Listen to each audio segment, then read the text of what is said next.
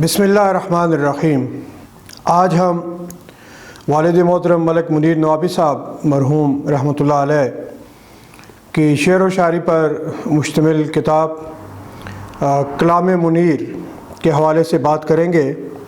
آپ نے تعلیم و تربیت، صحافت اور فلاح و بہبود کے کاموں کے ساتھ ساتھ شعر و شاعری کے حوالے سے بھی بہت سا کام کیا۔ ہم نعت، نظمیں، غزلیں، قطعات اور اشعار پر مشتمل یہ کتاب کلام منیر اس کی طباعت ہوئی اور الحمدللہ بہت کثیر تعداد میں یہ کتاب چھاپی گئی۔ اب اس کی چند کی کاپیاں باقی رہ گئی ہیں۔ اس کتاب میں آپ نے جو اپنی زندگی بھر جو شعر و شاعری کی اس کو اکٹھا کیا گیا۔ اس میں سے شروع میں آپ کی زندگی کے حوالے سے کچھ بنیادی چیزیں ہیں جس کا عنوان ہے 75 سال 3 منٹ میں، یعنی اس تحریر کے اندر اپنی زندگی کا سارا خلاصہ بیان کیا اپنی تعلیم کے حوالے سے اور باقی جو خدمات سر انجام دیں اس حوالے سے، شاعری کے حوالے سے۔ پھر اس کتاب کا دیباچہ یہ الطاف حسن قریشی صاحب، یہ سینئر کالم نگار ہیں اور چیف ایڈیٹر ہیں اردو ڈائجسٹ کے، انہوں نے اس کا دیباچہ لکھا۔ تو وہ اس کے اندر لکھتے ہیں کہ محترم ملک منیر نوابی صاحب کی کتاب کا دیباچہ لکھنا میرے لیے ایک بڑا اعزاز ہے۔ ان کی شخصیت کسی تعارف کی محتاج نہیں، وہ ایک احساس شخصیت ہے۔ ان جیسے لوگ خال خال پیدا ہوتے ہیں۔ نوابی صاحب کی زندگی کا ہر پہلو روشن اور تابناک ہے۔ وہ ایک ایسا پھول ہیں جو خوبصورتی اور خوشبو دونوں میں بے مثال ہے۔ ان کی حیثیت ایک رول ماڈل کی ہے۔ ان کی شخصیت، ان کی خدمات اور ان کی شاعری ہماری تعریفی جملوں کی محتاج نہیں۔ ہاں البتہ یہ بات ضرور ہے، ان کی شخصیت، کردار، خدمات اور شاعری سے متعلق کچھ بولنے یا لکھنے کی سعادت اگر ہمیں حاصل ہو جائے تو اس سے ہم اپنے قد کاٹ میں اضافہ ضرور کر سکتے ہیں۔ ان کی پوری زندگی موجودہ اور آنے والی نسلوں کے لیے مشعل راہ ہے۔ اس کے بعد باقی چیزوں کے علاوہ آپ کی شاعری کے حوالے سے بھی انہوں نے اپنے خیالات کا اظہار کیا ہے اس دیباچے کے اندر۔ اس کتاب میں سب سے پہلے شاعری میں سے حمد ہے اور 4-5 حمد اس کتاب کے اندر شامل ہیں۔ یہ پہلی حمد: تیری بندگی ہی گوارا خدا ہے کہ تو ہی خدایا ہمارا خدا ہے، ہر ایک شے سے تیری قدرت عیاں ہے، ہم تیری کرتا یہ سارا جہاں ہے، تو ستار غفار رحمان و رحیم، تو خالق و مالک تو رب کریم، تیری نعمتیں ہر جگہ عام ہیں، محتاج تیرے سب انسان ہیں۔ اس کے بعد یہ بھی حمد اور ہے، آپ کی مشہور و معروف نعت اے حبیب خدا۔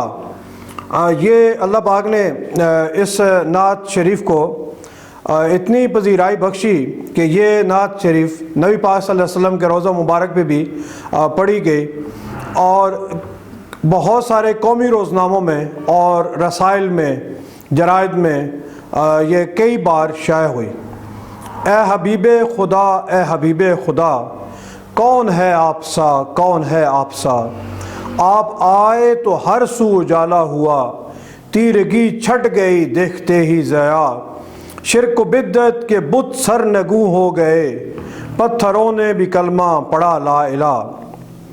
اے حبیب خدا، اے حبیب خدا، آپ نے جو کہا پہلے خود وہ کیا، افضل الانبیاء اے شہ دو سرا، کوئی راہبر ہوا ہے نہ ہے آپ سا، یہ حقیقت ہے کہتا ہوں میں برملا۔ اور یہ ہم آگے اس کے بہت سارے اشعار ابھی اور بھی ہیں۔ اس کے بعد آپ کی نظمیں کشمیر کے حوالے سے، قائد اعظم، علامہ اقبال، عمومی موضوعات کے حوالے سے۔ اب یہ نظم ہے، اس کا عنوان ہے کیوں۔ اس میں آپ فرماتے ہیں کہ یا الہی اہل ایمان کا ہے یہ کردار کیوں، ایک امت ہو کے ہیں وہ برسرے پیکار کیوں، ہم مسلمان ہیں کروڑوں خطہ ارضی پر اب، پھر نفاذ دین فطرت میں ہمیں ہے آر کیوں، دیکھتا ہے عالمی حالات جب روتا ہے دل، خانہ بربادی سے آخر ہے ہم ہی دو چار کیوں۔ اس حوالے سے آپ نے اپنے درد کا اظہار کیا ہے کہ ہم مسلمان اتنے زیادہ تعداد میں ہونے کے باوجود آپس میں برسر پیکار ہیں اور دنیا میں ہم زوال کا شکار ہیں، اور دیگر اقوام وہ ہمارے اوپر حکومت کر رہی ہیں، ہمارے اوپر حاکم ہیں۔ آہ مقبوضہ کشمیر، پھولوں کی وادی میں بربادیوں کے ڈیرے اور بستیوں میں ہر سو جور و جفا کے پھیرے۔ یہ کشمیر کے حوالے سے نظم ہے۔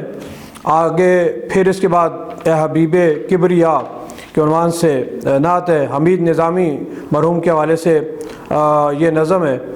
افغانستان میں وہ وقت آئے گا ضرور، یہ نظم 70 کی دہائی میں لکھی گئی، اور پھر اس کے اندر جو کچھ لکھا گیا اس کو دیکھتے یوں لگتا ہے کہ جیسے کوئی 30 سال کے بعد کیا کچھ ہوگا، وہ گویا کہ اس کی منظر کشی آپ کر رہے ہیں کہ ظلم و ستم کی آہنی زنجیر میں جکڑا ہوا ہر آدمی یہ سوچتا ہے رات دن، ہفتے کے پورے 7 دن کیسا مہذب دور ہے جس میں سبھی کچھ ہے روا، سفاکیاں مکر و ریا، ظلم و ستم جور و جفا، کمزور پر معذور پر، خوددار پر غیور پر، معصوم پر مجبور پر، اور روکتا کوئی نہیں۔ یہ روشنی کا دور بھی کیسا نرالا دور ہے جس میں گرفتار بلا ہر پیکرے صدق و صفا، سوچوں کے بحر بے قرار میں ڈوب کر ہر دم یہ دیتا ہے صدا، اسلام کے شہدائیوں عزم و عمل کے پیکرو، اے دوستو اے ساتھیو، حالات گو ناساز ہیں جن میں گھرے ہیں آج کل کابل بھی اور کندھار بھی، غزنی بھی اور دربار بھی، انسان بھی حیوان بھی کوسار بھی میدان بھی، اور ان پر پورے زور سے برسا رہا ہے آسماں، راکٹ بھی اور نیپام بھی، دن رات صبح و شام بھی، مگر تم ان کی زد میں ہو مگر ڈر خوف سے نا آشنا، گھبراہٹوں سے دور دور، زخموں سے ہو چور چور، پر جانتے ہو بالیقین مایوسیاں کفر و گناہ بالکل درست بے شک بجا، میرا بھی یہ ایمان ہے ظلم و ستم مٹ جائے گا اور ٹوٹ جائے گی کبھی یہ آہنی زنجیر بھی۔ یہ آزاد نظم ہے، اور اس نظم کو پڑھ کے بندہ سوچتا ہے کہ جیسے جب یہ لکھی گئی تو آنے والا جو دور ہے اس میں کیا کچھ ہوگا، شاعر اس کو اس نظر سے دیکھ رہا ہے۔ اور پھر افغانستان کے اندر وہ وقت آیا کہ انہوں نے آزادی حاصل کی اور وہاں پہ اسلامی حکومت قائم ہوئی اور افغانیوں نے اپنے ملک کو آزاد کرایا۔ میرے پیارے دیس کے لوگوں، میرے پیارے دیس کے لوگوں، تم کب ہوش میں آؤ گے، خواب غفلت میں جو رہے تم آخر کو پچھتاؤ گے۔ یہ اپنے ہم وطنوں کو جگانے کے لیے نظم ہے۔ اس کے بعد اے میرے ہم وطنوں، ظلمتوں میں مشعلیں روشن کرو تو بات ہے، آندھیوں میں بھی انہیں بجھنے نہ دو تو بات ہے، نفرتوں کی آگ میں جلنا زمانے کا چلن، الفتوں کی آگ میں جلتے رہو تو بات ہے۔ اہل وطن کیا سوچ رہے ہیں یہ نظم۔ میرے پیارے دیس کے لوگوں، آنکھیں کھولو کچھ تو بولو، سوچو سمجھو فکر کرو کچھ، شاعر کے خوابوں کی نگری، قائد کے اس پاک وطن کو ملک و ملت کے کچھ دشمن ٹکڑے کرنے کی سازش میں روز و شب مصروف ہیں دیکھو، سچل اور لطیف کے سن میں قاتل ڈاکو اور لٹیرے انسانوں کے روپ میں ہر جا گلی گلی اور کریا کریا انسانوں کو لوٹ رہے ہیں، مظلوموں کو مار رہے ہیں، کرگس بن کر اہل وطن کی لاشوں کو بمبوڑ رہے ہیں۔ یہ جب سندھ میں حالات خراب تھے تو اس زمانے میں یہ نظم لکھی۔ آگے بڑی زبردست نظم ہے ایسا کیوں ہے۔ یہ نظم بھی بہت سارے اخبارات میں شائع ہوئی، رسالوں میں شائع ہوئی۔ جب کوئی مالی اپنے ہاتھوں جنت جیسے باغ کو ویراں کرتا ہے، جو بھی دیکھے اس کو پاگل کہتا ہے، پر ہم سارے اپنے پیارے دیس چمن کو اکثر ویراں کرتے ہیں، اس کا دامن بغض و عداوت کے کانٹوں سے بھرتے ہیں، اس میں آگ لگاتے ہیں، پھر بھی دانشور کہلاتے ہیں، کوئی بتاؤ ایسا کیوں ہے، ایسا کیوں ہے۔ اس کے بعد یہ غزل ہے، پتھروں سے بات کرنے کا کرینہ آ گیا، مدتوں کے بعد آخر ہم کو جینا آ گیا۔ آگے کچھ پنجابی نظمیں، اقبال اور ہم، آرزوئے منیر۔ خداوندہ مسلمانان عالم کو ہدایت دے، عطا عشق محمد کر انہیں دین کی محبت دے، ابو بکر و عمر عثمان و حیدر کی وراثت دے، صداقت دے، امانت دے، شرافت دے، شجاعت دے، مرین ناتواں کی آرزو یہ ہے میرے مولا، غلامان محمد کو جہاں کی پھر امامت دے۔ یہ جو آخری شعر ہے، منیر ناتواں کی آرزو یہ ہے میرے مولا، غلامان محمد کو جہاں کی پھر امامت دے. یہ آپ کی قبر کے پہ جو کتبہ لگا ہے اس کے اوپر بھی یہ شعر لکھا ہوا ہے.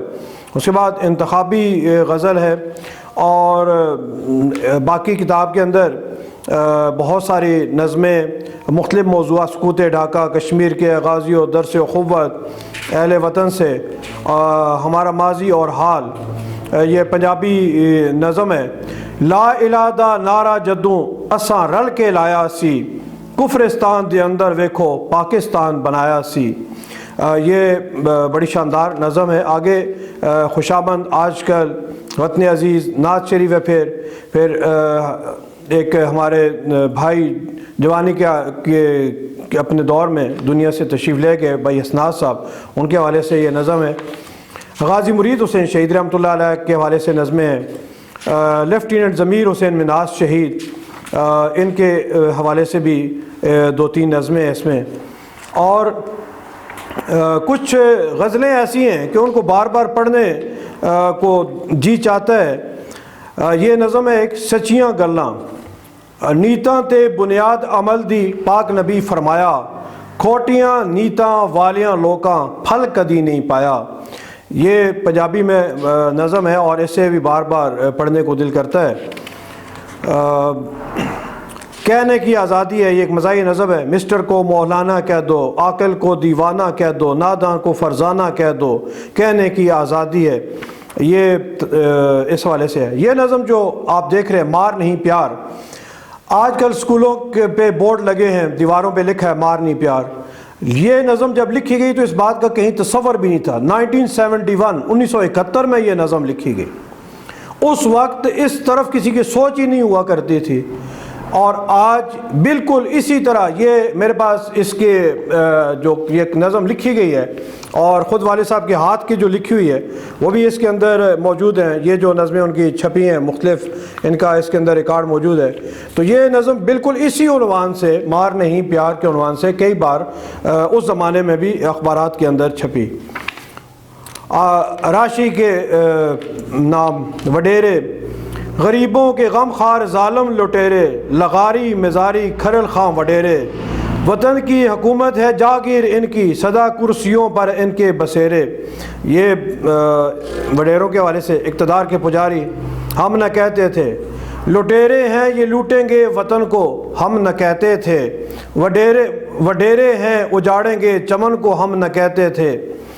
یہ حالات کے اعتبار سے اگر آپ دیکھیں تو بالکل یوں لگتا ہے جیسے ہر دور کے لیے ایک زندہ نظم ہے.